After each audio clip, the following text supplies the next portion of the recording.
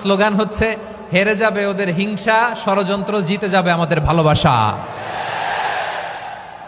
যারা আমাদের বিরোধিতা করে, আমাদের ব্যাপারে ঘৃণা ছড়ায়, তাদের জন্য আমাদের বুক ভরা দরদ আর ভালোবাসা আছে না নাই?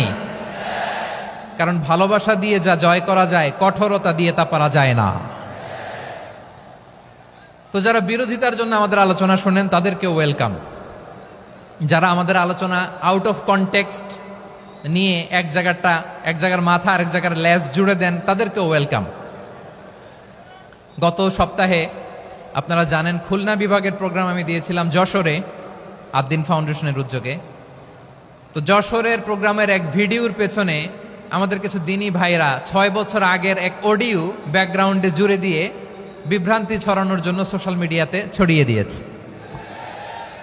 তো তাদের প্রতিও আমাদের কোনো রাগ নাই, ক্ষোভ নাই। তারা হয়তো দিনই তাকাদা থেকেই করেছে, কিন্তু তারা হয়তো বুঝতে পারে নাই এই যে রিসেন্ট আলোচনার ভিডিওর পেছনে 6 বছর আগের অডিও জুড়ে দেওয়া, এটাকে বাংলায় বলে প্রতারণা। কি বলে? প্রতারণা, ধোঁকাবাজি। এখনকার আলোচনার ভিডিও আর ব্যাকগ্রাউন্ডে এডিট করে লাগিয়েছে 6 বছর আগের অডিও। এটারে প্রতারণা বলে, ধোঁকাবাজি বলে। আর বিশ্বনবী বলেন, মান গশানা ফালাইসা মিন্না, the person who deceives us he is not among us. যে আমাদেরকে ধোঁকা দেয় সে আমাদের অন্তর্ভুক্ত নয়। তো বিশ্বনবীর এই হাদিস তারা মনে রাখে না।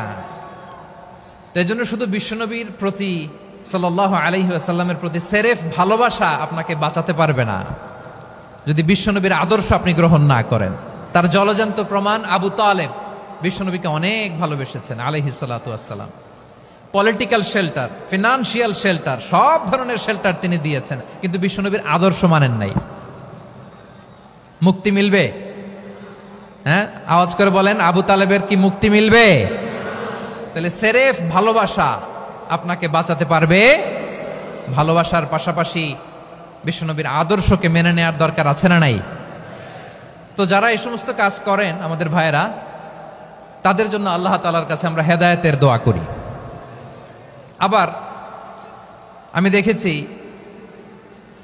আমার গত সপ্তাহের যশোরের আলোচনার একটা লাইনকে কেন্দ্র করে আমাদের অনেক রাজনীতিবিদ বন্ধুরা অনেক ক্ষুব্ধ প্রতিক্রিয়া দেখাচ্ছেন। ওই কথাকে নিজে